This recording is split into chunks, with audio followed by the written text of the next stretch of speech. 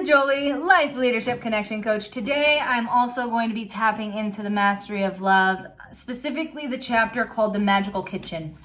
In this chapter, he talks about how we get to choose to live from a space of abundance, where if we had a kitchen, anyone can come in and eat without any expectation of anything. Like, you come, you eat the food, you leave, there's no obligations, expectations. It's magical.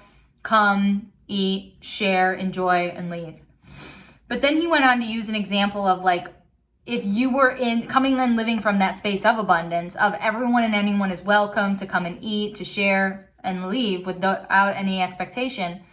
If a person came to you, the person with the pizza, and said, hey, you can have my pizza if you do whatever I tell you to, or whatever I want of you. Coming from that space, you're going to laugh and tell that pizza to shove it up there, you know what, and to leave, because you come from abundance, you don't need it. However, if we fast forward and we think about what if you haven't had food for 3 weeks and that person comes to you, that pizza, who doesn't love pizza, and asks you, you're going to have a different response. You're going to probably look at it after you smell it, you connect with it, you're going to crave it, and you can and will likely agree to having that pizza.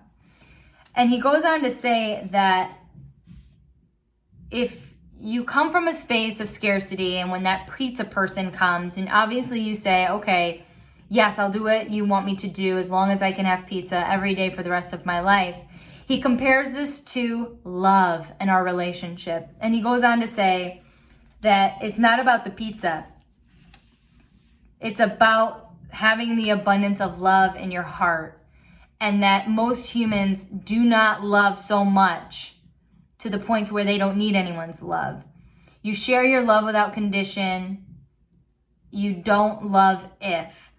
And the scarcity comes from the addiction of needing to be in control and or have someone need you. So really wanting you to hone in your magical kitchen and asking yourself, do you come from a space of abundance, and do you love yourself so much that you don't rely on someone else's validation and love to fuel yourself, to love yourself? Because in this, he goes on to say that, like, if you open your heart, you already have all the love you need. There's no need to go around the world begging for love. When you come from that space, you don't feel, oh, someone loved me, I'm so lonely, I'm not good enough for anyone, or I need someone to love me. Like, no. And so later in this chapter, he's like, the problem with humans is that they don't know that they have a magical kitchen in their heart.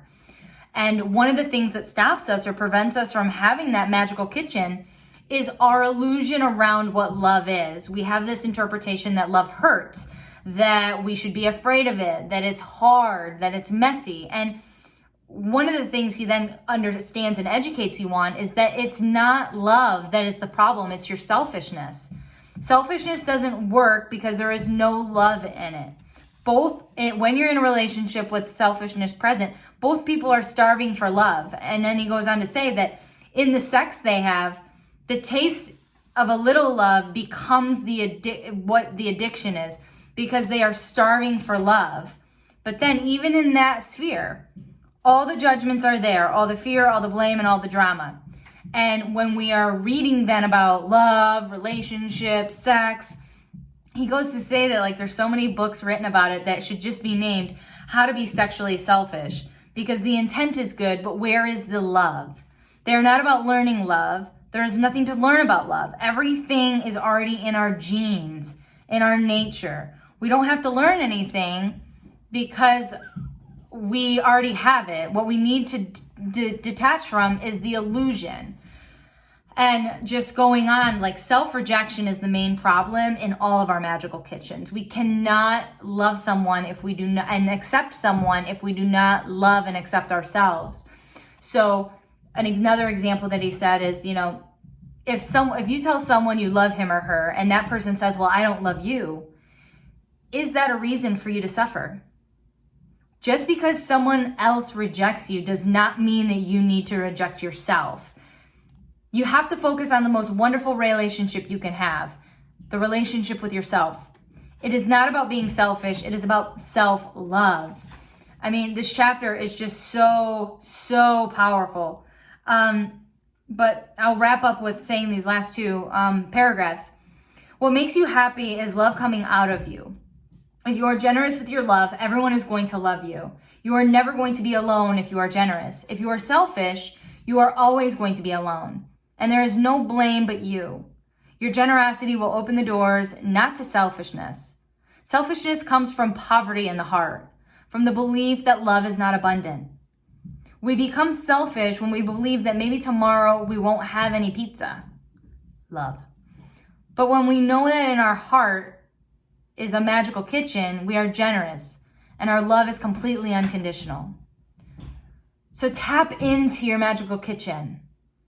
Love and accept yourself so you can love and accept others. And remember, abundance is always there.